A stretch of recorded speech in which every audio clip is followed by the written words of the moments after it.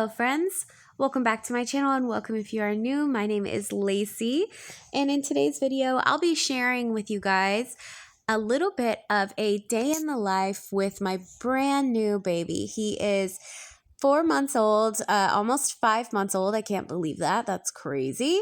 And he has changed my life.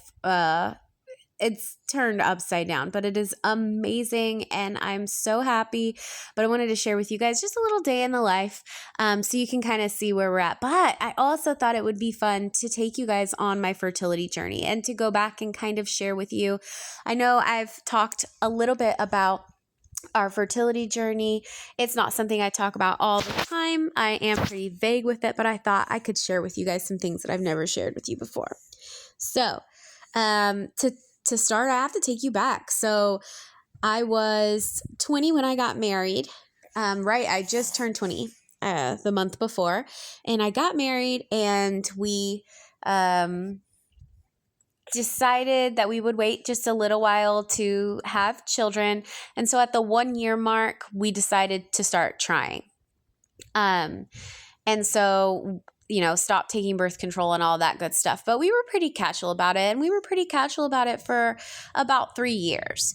And we were just thinking, well, it's going to happen, and when it does, we'll be ready, And the more time passed, we were like, well, we'll just get further along in life, and we'll be better able to handle this and more equipped as time goes on. So 3 years go by and I decide, well, this is not working and this seems like it should be working. So let me go to the OBGYN and let me get a professional's opinion. So I go to the OBGYN and he essentially told me that because of the amount of time that I had been trying, that I would be a specialty case and I was going to need to go to a specialist. Now, at this time in our lives, my husband and I were very young, like 23, 26, or maybe 24, 27. And we didn't make a lot of money. And so I knew I really didn't have the money for a specialist. I also was so young that I didn't know how insurance worked and all kinds of stuff. And there was multiple barriers that I placed in my head that I thought were there that probably weren't as prevalent, but I still knew I didn't have the money for the specialist, which we probably wouldn't have long term. So I went home disappointed and feeling like, well, crap, I can't afford to even go and get this looked at. So a couple more years go by and I'm just, starting to get bummed. And in this time, I wound up going to, again, a different OBGYN, but just a regular gynecologist. And I was diagnosed with PCOS. So PCOS is polycystic ovarian syndrome. It is a hormonal disorder that causes it can cause several different things. In my case, it caused excess androgens, higher testosterone levels, and ovulation where you don't actually ovulate. So you have all the symptoms of ovulation. You could even have a cycle, which in my case I didn't, but you could, and you still wouldn't ovulate. So about this time, so let's say 5 years in, I stopped having a cycle altogether. And so I knew that, I probably wasn't going to get pregnant that way. But again, we were still just, kind of hoping and wishing and praying and whatever. So we just kind of went on about our lives for a little while, and the job situation changed, the money situation changed, and we started to make a little more. And so I thought, well, you know what? That guy told me I needed to go see a specialist. Let's go see a specialist. So I might have been, say, 7 years into my marriage when I went to go to the specialist.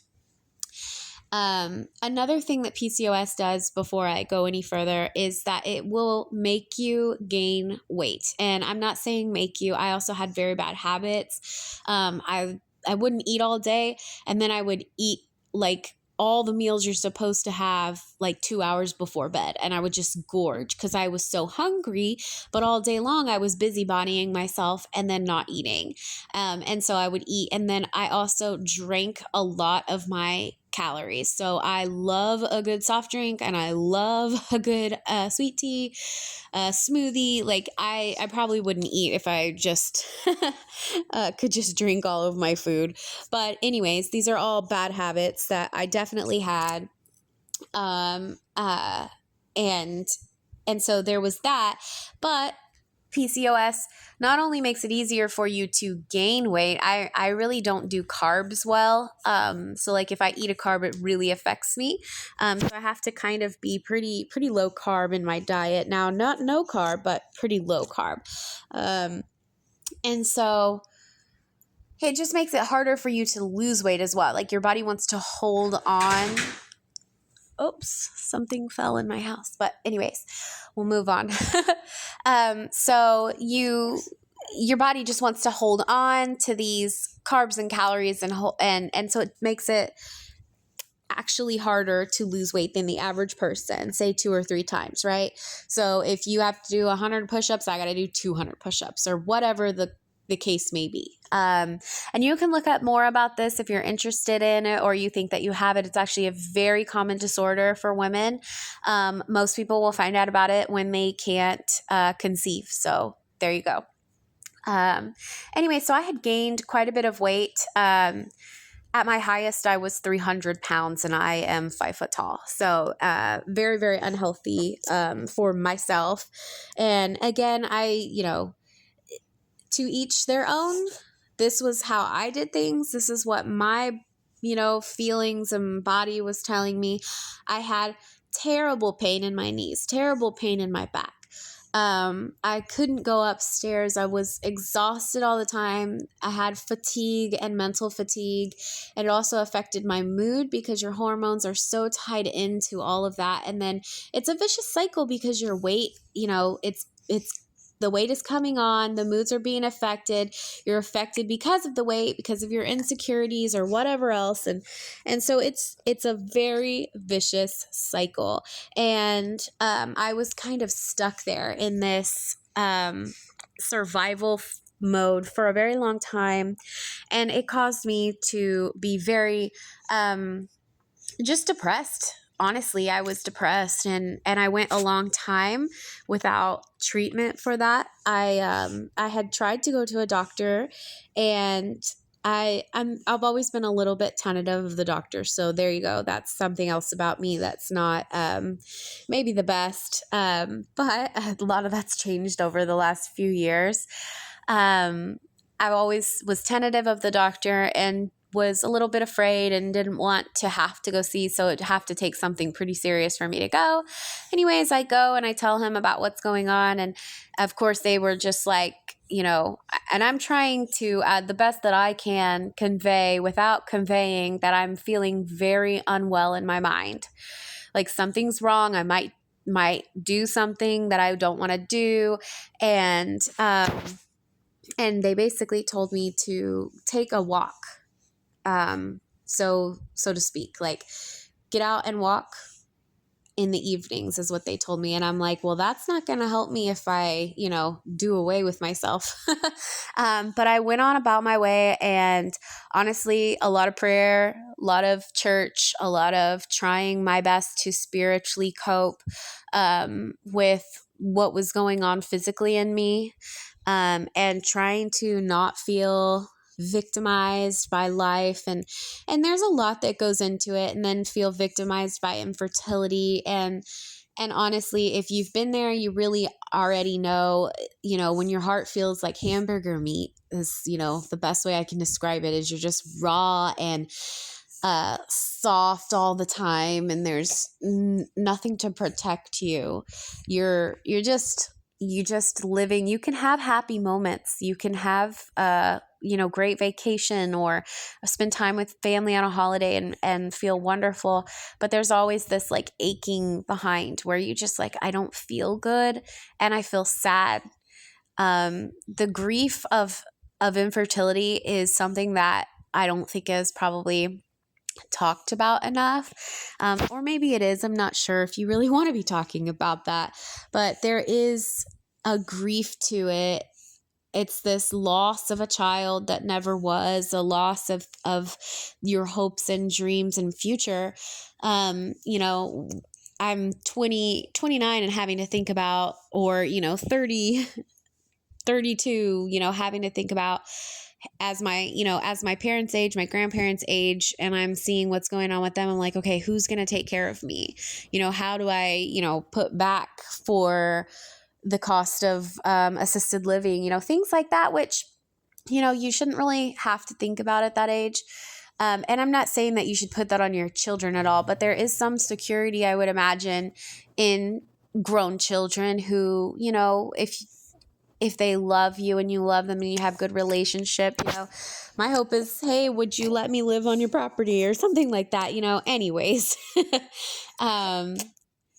And for us, we're a little more set up in the game now than we were then. But so I was diagnosed with this PCOS. Let me digress.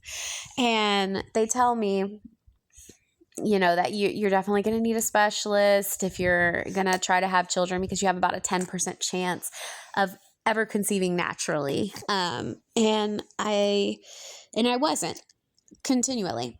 So I would say that there was another maybe year or so. So let's say I'm 8 years married. Excuse me. I go and I finally see the specialist. We have our lifestyle had changed. We had a little more money, a little more freedom. And I go and I see the specialist, and she tells me, okay, yeah, we see your ovaries, we see everything. And we think that we can give you another 30% chance on top of the 10% chance that you already have. So 40% chance to help you have children. And, I go home and I'm talking to my husband, and we're kind of weighing our options and we're thinking about it. And I said, I just don't know. I mean, like, they had told us all the things that it would take to do it, like you could do IVF, you could do different things that, some Clomid and different things that, can help you boost your fertility and things like that. And I just thought to myself, I've spent years feeling out of whack. I've spent years with my hormones absolutely on the far end of the spectrum and then down low. And it's just crazy. And I just didn't want any more of that. I was done with the roller coaster ride. And so I decided kind of to let that dream die, so to speak. And we were still, hoping and, not really, obviously, if you don't have to worry about protection, why bother? So, there was still a chance, but just not a good chance. And so we went on. And finally I said, well, what if we just foster? And we looked into fostering, we looked into adoption. We even got all the way through our foster certification, and we're about to start, and then COVID hit, and it turned the world upside down. A bunch of restrictions were put in place. They kind of halted everything in our area until they could get a handle on things. And in that time, we actually moved. My husband changed jobs. We wound up in a tiny house, all of which are problems if you are going to do any kind of fostering. You need a consistent work situation, which he did. It wasn't like he's not some job hopper or anything like that. But it did, put a little bit of a hitch in our plans. It definitely slowed us down, and not having an extra room in our tiny house, which just we weren't able to do, made it something that wasn't going to happen. Now, I still really appreciate the foster agency, and I actually still work with them. And I really, really suggest that if you can, to donate to your local agencies and do what you can. We give food at the holidays, and we've bought a load of groceries to take to the group housing and things like that. And so there's ways you can get involved and help. Now, time goes on a little bit, and I woke up with a dream. And in the dream, I saw my dad, who is in his mid-60s, and I saw a gravestone. And I took this dream, and in that dream, I realized like I knew I wasn't going to live to be as old as my dad was at the time. And my dad was like, let's say 62. And I just knew I woke up with this horrible sensation that, oh my God, if I don't take care of myself, I'm going to die. And I felt like it was a warning dream. And so I talked to my husband and I called a clinic, a weight loss clinic, to get the weight under control because that was my main problem. So taking the fertility out of it, I just wanted to not be in pain and have my hormones regulated, and the weight was going to do that. So I had a gastric bypass. So to have a gastric bypass, you actually have to go through a lot of prerequisites. You have to do psychiatric evaluations, you have to go through counseling, you have to go through medical weight loss program. It takes well over a year to actually get to the point of surgery. And so I did everything. I lost weight before. I took it very seriously. And so I lost a total of 150 pounds at the most. Like at the lowest weight, I had lost 150 pounds. And that was in 18 months. I had lost 40 pounds before going through the medical weight loss program. So that was awesome. And then I lost another 110 after the surgery. And that comes with a huge hormonal dip. So a lot of my underlying problems that were from the weight portion of it resolved themselves. Like a lot of the chronic pain went away, but the hormones began to level out, but it took a while. My panic disorder began to go away as well with some of the hormones, and my cycles regulated. So I began to have a cycle for the first time in almost 12 years. And it was really great. And 18 months after I had surgery, almost to the day, I got pregnant. And I had no idea. I was not intending. In fact, I had given up on that dream. And when it didn't happen pretty early on in my weight loss journey, after surgery, I really thought that it was over. And I was like, fine, we were living our lives. We were enjoying it. But then here came William. So if you guys need a little hope, I hope that this story brings you hope. I hope it also encourages you to take a hold of your life, no matter what that looks like, and really grab life by the horns, wrestle it into submission, and honestly, just do what you need to do so that you can enjoy and be the best you and have the best life possible. So I really love you guys. I hope this again was a story of hope for you. It was a story of hope for me. I wish you nothing but the best. Don't forget to like and subscribe, and I will see you in the next one.